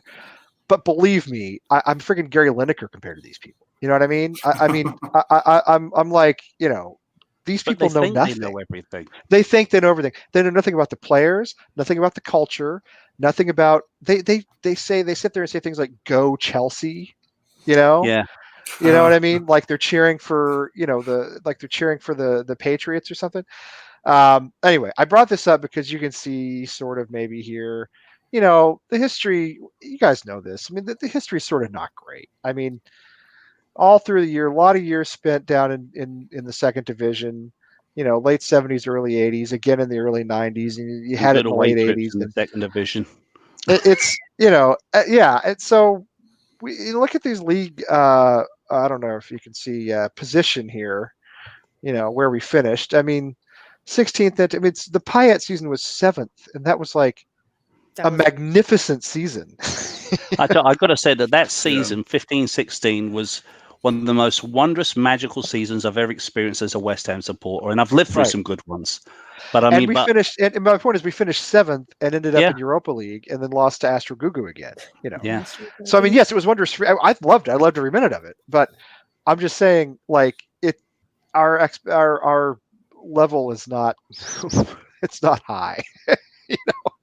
Well, one thing too. I mean, talking about history, when you go to the Premier League main page and go down to all-time stats, the top 4 stat categories that they have are wins, losses, goals, and goals conceded. And West Ham are top 10 in every one of them. Granted, that means they're not good in either in 2 of them. I mean, we're 10th in wins with 300, but we're also first in all-time losses with 383.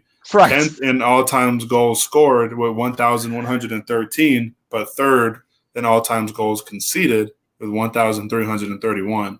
So I mean, it's up and down, but you never know what you're going to get, and I think that's the best part. And £5 still won't buy you a bucket of popcorn at the stadium. Well, yeah. I mean, the fact that you can't even there's not even proper terraces or stands, and not stands, but like everything you get is on the bottom floor of that stadium. Like you have to get it at the ground before you even go up.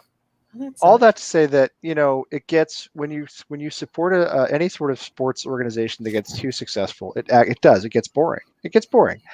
It got boring to be a Patriots fan because they were too good. I know some of their Super Bowls and all that were they were close and the games were exciting, but there was no mystery every week as to what was going to happen when they played the Jets or the Dolphins or Buffalo for years. Everybody knew what was going to happen. You're in for a roller coaster ride with West Ham. You're always going to get a good old roller coaster ride. That's what I'm saying. You don't know what you're going to get. Good old moan. You'll start the season off with like it was last season when we were like, God blimey, we're doing so well. I think we might finish 3rd this year. I mean, look, we just spent all this money on this player. He's going to be brilliant. We're probably going to make Champions League. I honestly thought in all of my dementedness that we were going to make the Champions League last year after those first 4 or 5 games. Hey, I thought we were playing that well. Remember what the experts said. Them in. Remember how many of the experts, and I'm talking about, people on television. I'm not talking about people on our channel. I mean, the recognized great football minds. A lot of them said West Ham are a top 6 team last season. Yeah. A lot. Go back and look. A lot. Yeah. And they said top 6, top 8, and there were even a couple that thought we could break into Champions League with the squad that we had. It was. I mean, we're not the only ones who were thinking that way. And then it just, fell apart. Yeah, my husband just texted me. He doesn't agree about the Patriots comment you just made. Who said that? My husband. He's upstairs working. Listen, I'm just saying, I like a little more mystery, I guess. At least their Super Bowls were. Is he a Patriots fan? Is he a Patriots fan? Yeah, he lived in New England for 8 years or something in his childhood. So he's a Red Sox and Patriots fan. Yeah, no, I get. Well, I'll tell you the Red Sox. That's another one. It's no. Yeah, but I mean, he was a fan all through their, winless. Oh, of course he was. I get that. Now, I started following Boston sports in 1993. All right, before I even moved here. So it was before anybody was any good. You know what I mean? But I'm just saying it's. I don't know. The first time, there's no time like the first time, and then after that, by the third or fourth time, it's like this is great. This is really nice. It was like the 03 World Series. He was devastated, and then 04, it was just like. That was the breakthrough, right? Yeah. That was the breakthrough. But then, you know what? I mean, by the time they won it, like 2 years ago, everybody was like, "That's great. Yeah, nice job, guys." That's why it's all about. Imagine being a Yankees fan. Has to be friends, because at the end of the day, you can win or lose. It makes no difference. You'll probably forget the game, but you'll remember the stuff that goes on around it. When people ask me about the FA Cup in 1980, I'm like, it was a boring bloody piece. It was on tenterhooks type of game, because right. So Trev, scored so bloody early, and we had to wait forever for that bloody game to be over. I don't remember much about the game at all. I remember so vividly the skinful that me and my mates got afterwards. I remember waking up next to some girl who I had no clue who she was. And her being so happy because she was wearing my West Ham hat. I mean, those are the things that make a difference. It's like even if I take it to American sports, and being an FC Dallas supporter, we haven't won anything in donkey's years. And a few years ago, we won the Supporters Shield. I stood there in that beer garden. Okay, we win the Supporters Shield. I'm like, way, and then I'm like, okay, time to go home. It's not. It wasn't the same feeling. It's not the same freaking feeling. It wasn't the same feeling, and that's when I realized, okay, maybe I don't need to watch that anymore. Yeah. One thing with the MLS, I mean, granted, the only people who follow it live in America, but I think that might be a big reason too why winning the championship in the U.S. is different, because nobody outside of this country cares. Yeah, they don't. But it's like that's true. If you win any kind of European championship and people are going to know about it, like people are never going to forget what Leicester did. Yeah. And the world. I think one thing let's not lose sight. One thing that's funny. Leicester didn't do it with a poor squad.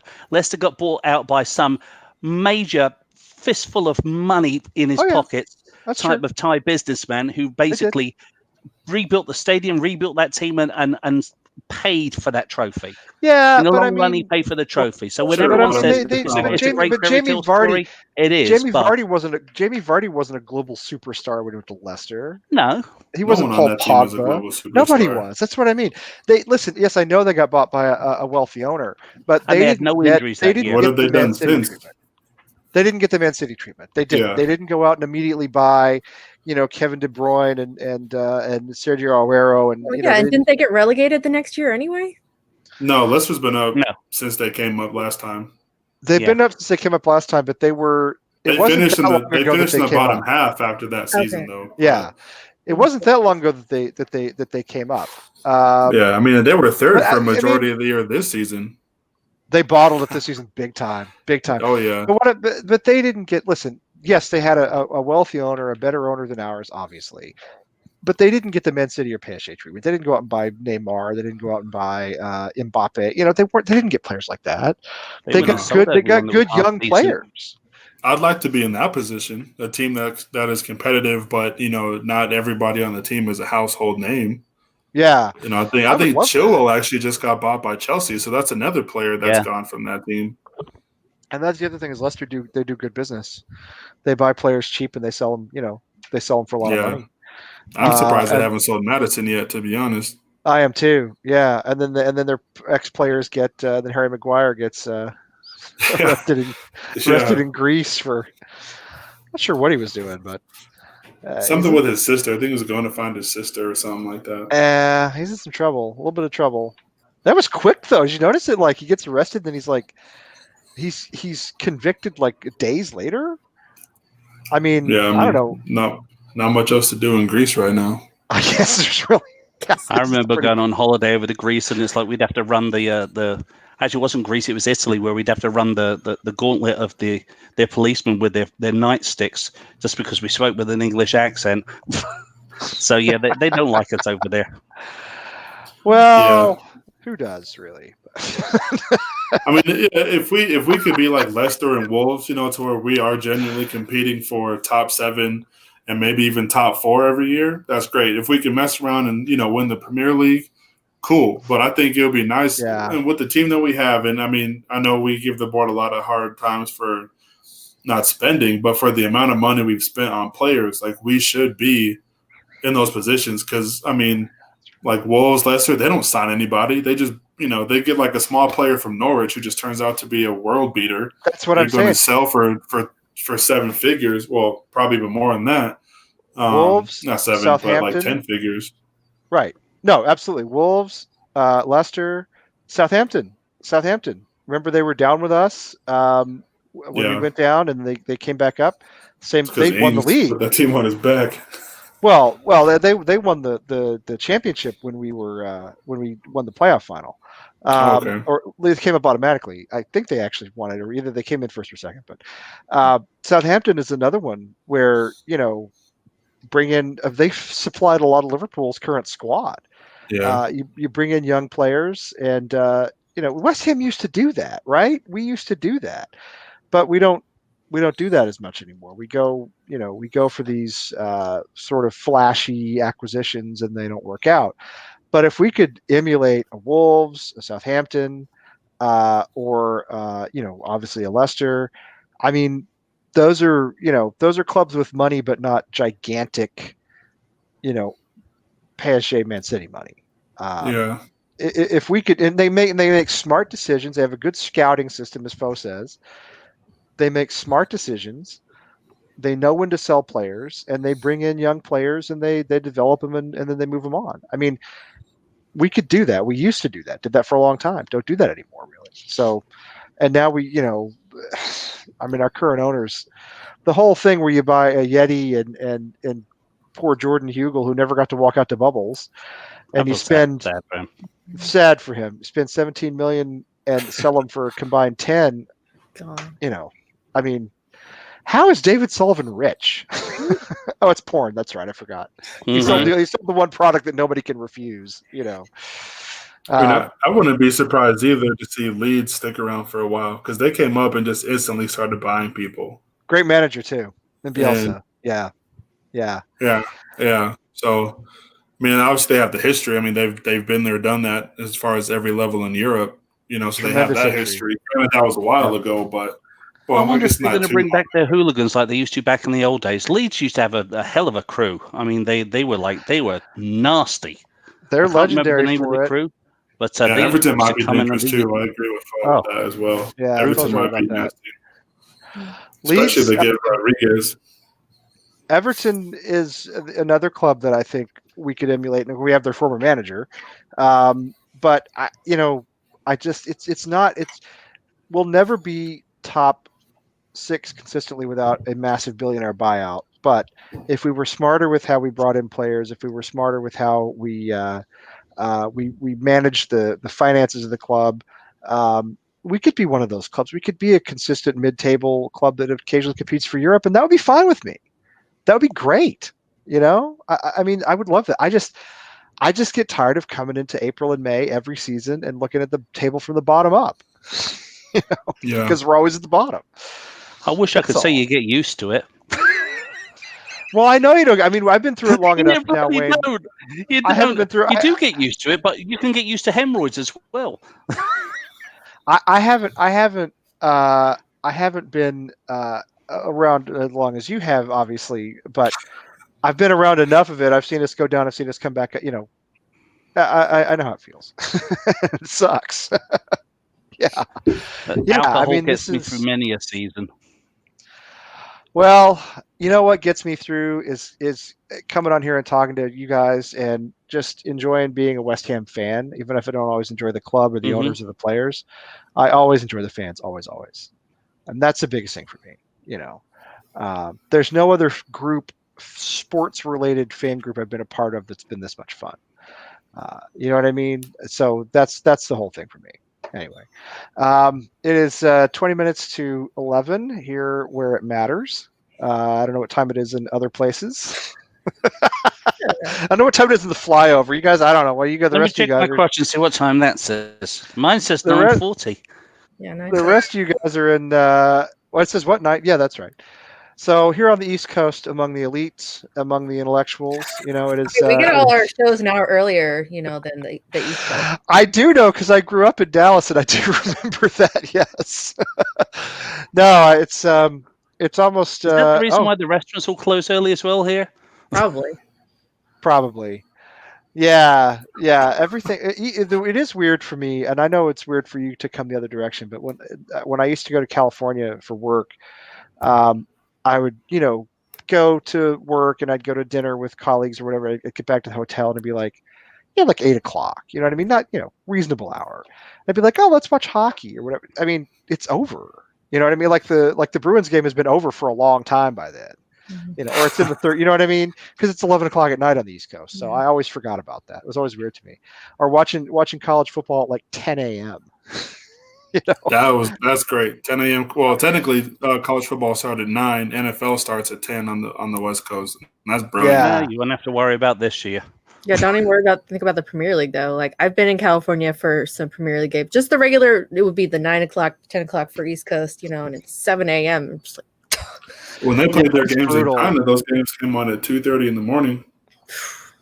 Yeah, that was me trying to follow American sports when I lived in Europe. A lot of them happened overnight. That was hard.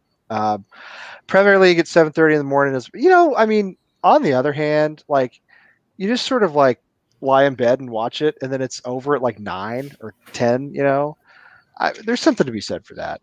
I don't know. Funny. It's hard to think that like it was all in the same last season. I was in Seattle last August, and I went to. What was the game? The first one that we won that year. Was it Watford? I feel like it was Watford, but it's been a very long time ago. I was hanging out with my sister and my brother's wife, and like we were having a girls' weekend, and I was like, Seattle has a group, so I got to go meet up, and so like finally go to. I was like, it's 7 a.m., but you know what? We're gonna. You got to do it. I admire everybody on the West Coast and who goes to those games. I'm just jealous they have a place that opens at 7 a.m. where they can watch it. Well, we've been struggling. I would like to get the, our little Merrimack Valley group out more, but I'm trying to keep everything outdoors at this point, for hopefully obvious reasons. And it's hard to find a bar. I mean, there are places with outdoor bars and outdoor TVs. It's hard to get one to open on Saturday morning at 10 o'clock. You know what I mean? We've I know got a great little bar in Dallas, which will open for us, but it's such close quarters that it's just not safe. No, I know it's not. I know, and we found a place in New Hampshire. Ken and I went with a guy I met. I told you guys that I saw a West Ham sticker on the back of a truck in Chelmsford, and I put a note on his windshield. Anyway, so that guy came with us. He emailed me and he came with us to watch the Villa game, last game of the season, which took place in New Hampshire. That was really good. It's a really good place, but they opened at like 11:30 on Saturday, and I mean, I don't know if I'm going to be able to ask him like, would you open at 10 for 5 of us? It's a lot to ask. So now this is going to be the first season for the Dallas Hammers that we don't start off with a big old brisket at 6 o'clock in the morning. This will be the first season. That's good times. I mean, I'm sorry to hear that. Our one guy, James, is just a phenomenal pitmaster. Yeah, I'm sorry to hear that. Hey, it's Gaz. Unbelievable stuff. I'm getting all whoops. There he is. It's Gaz. I haven't heard from him in quite a while. Oh my God. Hey Gaz, what's up, mate?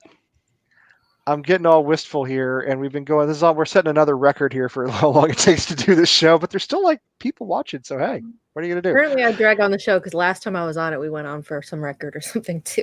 That's true. We did. Last time I was on a show where Lee went on this long, I just accidentally hit the disconnect button. At least my, I'm getting my internet upgraded on Friday. So next week, my internet speed will be so fast that the show will be like 3 hours ahead of everybody else. So does that mean you'll be talking more? I'll be talking much more, but I'll be saying it. I'll be saying it in earlier in the time space continuum. So I can do the whole show with my fast internet, and then you guys can just like come in later. Incredible. Yeah, it's going to be amazing. Yeah, it's going to be amazing. So anyway, do I follow your show in a couple of weeks? So do you have a show on a Tuesday? Me? Yeah. Not that I know of. Who's on Tuesday? Who am I following on Tuesday? He says, segueing slightly into what Tim told me to do. Oh, I forgot about it. You better do this before we sign off. Kate, is that when Katie and Rebecca I think it's Ray. Oh, Ray it's does Ray. A show on It's Ray. It's Ray. Yeah, it's Ray. Yeah, it's Ray. Ray does a show. Katie and Becca have the show on Thursdays, but they're not doing it again until it starts. Yeah, it's Ray. It's Ray. Yeah. But Tim and I had a chat the other day about I recently just did this podcast, which was like a one-on-one. We called it the half-hour happy hour, and I thought it went down okay. But when I spoke to Tim about it, we both said, you know what, it's really more of a thing for video. So I'm very happy that West Ham is Why We Drink podcast is getting very much more involved now with American Hammers TV and American Hammers Network. So we're going to be co-producing the half-hour happy hour on Tuesdays at 9:00 Eastern time and 7 o'clock. Excuse me, 8 o'clock Central time. And on the Mountain and West Coast, I've got no bloody clues. Maybe you could help me out with that, PJ. Well, you just count back an hour. You just count back an hour. Depends on you, Wayne. But it should be a fun. It should be a fun show. It's going to be like a quick knockout of half an hour. We're going to be talking about we're going to have some old school English fans on. We're also going to have some American fans on. But it's really it's more about what are your traditions that go around game day, like your drinking, what your favorite drinks are, what are your game day traditions. Talk up your favorite pub, why you love it so much. If you've got any drunken tales from that are West Ham related, tell those up. And I've got a couple of cool little questions that I like to finish off with, which is who is the West Ham fan that you'd most like to get drunk with and why? West Ham player you'd most like to get drunk with and why? And also, who would you like most from West Ham to get drunk and duct tape them to a lamppost? But I'm looking forward to it. I mean, Tim and I just chatted recently about it, and Adam said, he said, yeah, go ahead and do it. Let's do it. So that's going to be Tuesday nights. Tuesday nights after Ray's show. Okay, so Tuesday nights after Ray's show. So Tuesday nights at 9 o'clock Eastern. Yep. And then that's 9 Eastern, 8 Central, 7 o'clock Mountain Time, where I think Pierre Sally is, and then that is 6 o'clock in California. Yeah, should be a bit of a laugh. Yeah. All right. Good. And excellent. We might see some reappearances of old Nigel. Old Nigel. Well, okay. I mean, if we have to, I guess. Anyway, if anybody wants to do that, they can message Tim. Tim if they're interested in being on the show. Feel free to reach out to Tim if you've got some fun stories. Gary Perridge, I'm looking at you. It's basically just get in touch with Tim and we'll arrange it for you. Yeah, anybody who wants to be in any of our shows, get in touch with Tim or find us on Facebook, Twitter, whatever, American Hammers Network. Go to our website, AmericanHammers.net. There's probably some place to contact us there. I don't know. Anyway, social media definitely works every time. I'm on Twitter way too much. We're all on Facebook. We get messages in Facebook. So if you want to do it that way, then yeah, that's great. So that's cool. So Wayne's got a new show coming on Tuesdays. That's good. Excited to hear that. I am starving because I haven't eaten in hours now because I've been on here for hours. So, PJ in Kansas City, always good to have you with us. I hope you come on more often. I promise not to interrupt you. I don't know always have a lot to say. It doesn't matter because Run him over, PJ. what you say is of quality. See, I am quantity. I take care of the quantity. You say things of quality. So, PJ, of course, Sally, my friend Sally, who's always one of my favorite people to have on. We do this together quite a lot, and also Wayne. No, my friend Wayne, my good friend Wayne. A couple hours from where I grew up. I'm so hurt, Lee. So hurt. I mean, I modeled my beard completely after you, my friend. This is how much esteem I hold you in. Your beard game is very strong at the moment. You could do some solid mutton chops there, Wayne. You know what? Yeah, that's the name. That's the name of my company. That's the name of my company, Mutton Chops Media. Is it really? Yes. Are you making that up? Or are you serious? No, I'm definitely serious. See, you have the chops. I get a lot in the chin area here. See, but I don't get a lot of chops. This is all disappearing in a few days. You're going to the chops. You're going to the chops. Back to the chops, Rob. Because look, I can push it out. I make it like very Edwardian now. Oh yes. You could be a Civil War general. Yeah, absolutely. Oh, totally. My wife hates when I shave, so that's why I don't shave very often. She doesn't like she likes the beard. So I'm not like, well, that's easier for me. So this is the first real beard I've ever grown. I mean, I love it. I mean, but I can't wear my mask when where I have to go out. That's why I never go anywhere. That's why I never go anywhere. That's why I do everything. That's what I'm saying. No, I mean, I really don't go anywhere. So because I hate wearing my glasses with my mask with the fogging up. I couldn't imagine having a beard too. God. It makes it even worse, right? Because it makes it very hot. Like there's a gap. I hate wearing a mask, but I know it's the right thing to do, so I do it if I have to do it. I just try to avoid situations where I have to do it. You got to get one of those like snood ones that just kind of goes all the way up the neck. That's what I have actually. I have one of those gaiters. They don't work. But they're not supposed to be right. They're supposedly they don't work. So now I've got one standard one that goes behind the ears, and it's pretty awful. So we get a lot of stuff delivered, and if people come to our house, we do things outdoors. And other than that, I don't go into buildings. I don't anymore. I haven't been into a restaurant in God knows how long. Oh, down under, mate, down under. What do you think? Yeah. Anyway, throw another shrimp on the barbie, right? Isn't that what they say in Australia when they drink their Fosters? I'm gonna have a nice Ruby Murray when I get off this tonight. That's what okay. I know it was a curry, but I couldn't remember what the other word was. I get a ruby. Nice ruby. Wait, I promise PJ no curry talk on this show. Yes. Oh, so sorry. You don't like curry, PJ? No. And one of the last times I was on, it's like everybody was just talking about it for like a half an hour. I'm just kind of like, okay. I'm sorry. I must admit, you know what I really love about you, PJ? All the times I've been chatting with you online, you've never once said that Kansas City's got better barbecue than Texas has. And the truth is that Kansas City does have better barbecue. I actually haven't had much Texas barbecue, so I can't really compare, honestly. It depends on who you get. Brisket down here is to die for. Yeah. Let me just say this ribs, about Kansas City ribs. Kansas City barbecue and Texas barbecue. I love them both equally, in all honesty. They're both better than Southern barbecue. I'm sorry, but they are. They are. St. Louis. They're better than the pork-based stuff with the vinegar sauce. They're better than that. Yep. They just are. To me, anyway. Brisket. I'll take brisket and beef and ribs anytime over all the pork stuff. Some smoked sausage.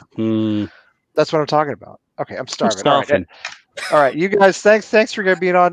Tune in. I guess tomorrow, Becky and Katie will do their show, the highest-rated, most-watched show on American Hammers Network, and I'm not joking about this. They get more viewers than anybody else. Because they're hot. It's because they know their football and they don't blather on like me for 2 hours and bore everybody. It's because they're smart and they know how to present themselves. It's because Becky talks everything with subtle sexual innuendos all the time. I mean, it's me. Look at some of the photos floating around of our women's players. I mean, I do quite often. It's not subtle. Anyway, I don't know how I feel about that, but because I really like the women's team, but I really do too. Yeah, I'm sure you do. All right, we will talk to you. It's a Liz Lemon level eye roll from PJ there. Love it. Brilliant. It's brilliant. All right, thanks for being on. Thanks for being in the chat room. We're gonna go. We'll talk to you next week. Come on, you irons.